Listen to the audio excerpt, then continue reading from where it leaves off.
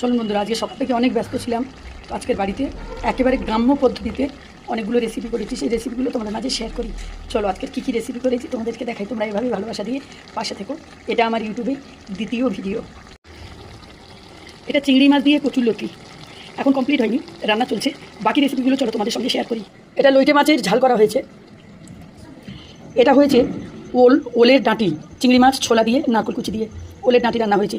সম্পূর্ণ রেসিপিগুলো গ্রাম্য পদ্ধতি।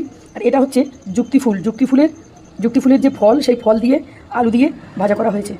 আর এটা হয়েছে যুক্তিফুলের খোসাটা। আর এটা হয়েছে মোচার ঘন্ট, মোচা দিয়ে ছোলা দিয়ে নারকেল দিয়ে একটা তরকারি করা হয়েছে। আর এটা হয়েছে ডাল আর উচ্ছে, এটা হচ্ছে ডাল আর উচ্ছে। তো আজকের রেসিপি এই ডাল, উচ্ছে, মোচার ঘন্ট দিয়ে, চিংড়ি মাছ দিয়ে, ছোলা দিয়ে, লইট্টা মাছ।